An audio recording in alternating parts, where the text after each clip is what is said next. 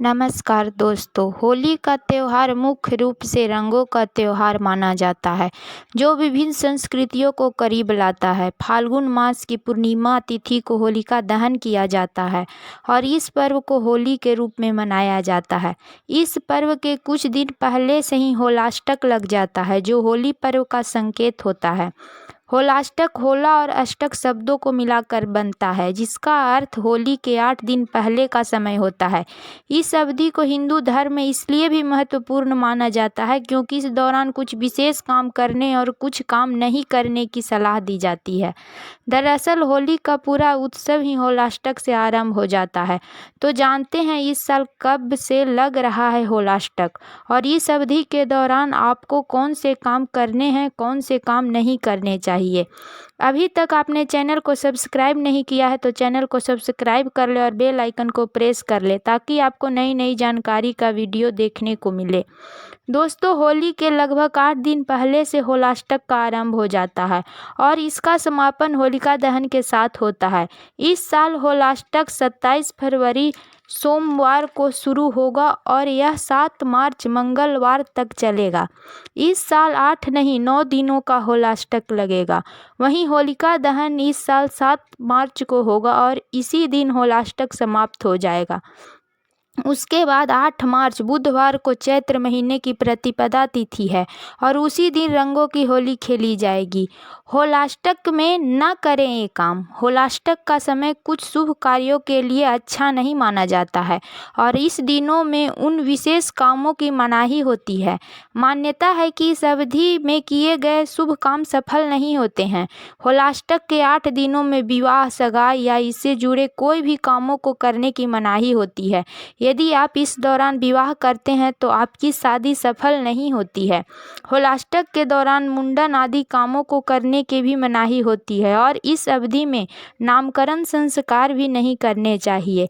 यही नहीं, इस दौरान बच्चे के जन्म के कुछ शुभ संस्कार भी नहीं करने चाहिए। यदि इस दौरान बच्चे की छठी पड़े तो उसकी तिथि भी आगे बढ़ा देनी चाहिए। इस अवधि में गृह प्रवेश नहीं करनी चाहिए। नया घर, नया वाहन या नया घर के उपयोग की कोई भी बड़ी वस्तु होलाष्टक के दौरान न खरीदें। इस दौरान खरीदा गया कोई भी सामान आपके लिए फलकारी नहीं होता है। इस दौरान आप किसी भी तरह के पैसे के लेन देन से भी बचें। यदि आप नया कोई बिजनेस शुरू कर रहे हैं तो इस दौरान न करें। होलाष्टक के दौरान नई दुल्हन को मायके से ससुराल या ससुराल से मायके नहीं जाना चाहिए। यदि नई दुल्हन को मायके जाना है तो होलाष्टक शुरू होने से पहले ही जाना चाहिए। होलाष्टक के दौरान जहां कुछ काम करने की मनाही होती है, वही कुछ काम किए भी जाते हैं। होलाष्टक के दौरान भले ही शुभ काम नहीं किए जाते हैं, लेकिन इस दौरान पूजा पाठ कर सकते हैं।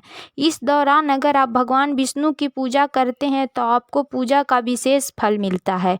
इस दौरान आप यज्ञ और हवन जैसे काम भी कर सकते हैं। इस दौरान किया गया यज्ञ, हवन, भजन शुभ फल देता है। यदि आप होलाष्टक के दौरान महामृत्युंजय मंत्र का जाप करेंगे तो आपको समस्त रोगों से मुक्ति मिल सकती है। होलाष्टक के दौरान आप लड्डू गोपाल की श्रृंगार करें और उन्हें भोग अर्पित करें। होलाष्टक के दौरान यदि आप गरीबों को भोजन करवाएंगे और उनकी ज़रूरत की चीज़ों का दान देंगे, तब भी आपके लिए विशेष फलदायी होगा। होलाष्टक में क्यों नहीं किए जाते हैं शुभ काम?